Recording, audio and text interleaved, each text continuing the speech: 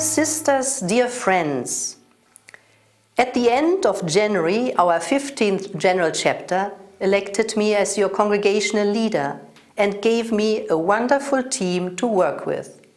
On the 31st of March, we officially entered the ministry of serving as your team. Soon after this important event, we started our council's journey. We drove to Steil in a minibus, through South Tyrol, then to Germany, and finally up to the Netherlands. In Steil, under the guidance of the Arnold Janssen Spirituality Network, we walked in the footsteps of Arnold Janssen and our mothers, Maria and Josefa.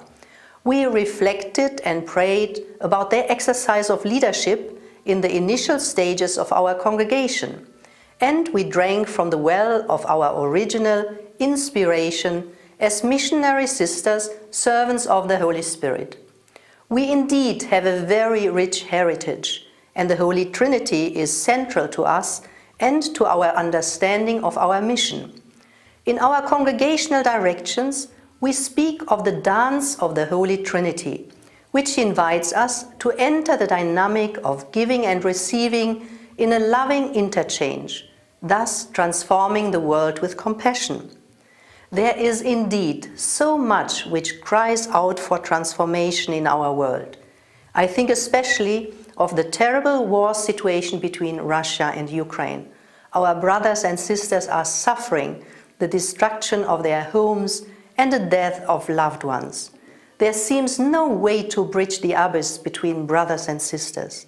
Hatred is growing, and the spiral of violence is going deeper and deeper. Where is a way out? Our sisters are there in the midst of it all. They welcome refugees. They give them beds and food. They play with the children. They pray with young and old, and thus keep the flame of hope alive. There will be a life after the war. God has not forgotten us. God hears our cry. That is what our sisters believe, and that is what they witness with their very lives.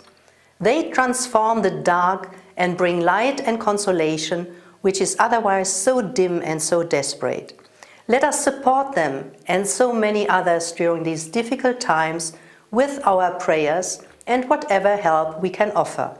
So many of our communities, especially in Poland, Slovakia, Romania, and others, offer shelter in our communities.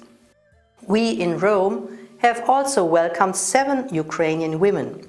Solidarity within Ukraine and beyond is great. Deep gratitude to all of you who are involved. You are part of the transformational power of humanity and love. These days, we are celebrating the Paschal Mystery. Jesus went through the dark. He experienced violence and death, a terrible death on the cross. And yet, God did not leave him in the darkness of the grave. The dance of the Trinity continued. Love and life are stronger than death. A good friend of mine sent me some photos of her tulips. In the beginning, you hardly see anything, but then life comes, sprouting out of the earth, blooming into full beauty. This is the dance of life, and we are part of it. Do you not perceive it? Something needs to die so that the new can come. Sometimes we need to let go so that the flowers can come. Let's be aware of this kind of dance of the Trinity. I wish you all a very blessed and grace-filled Easter.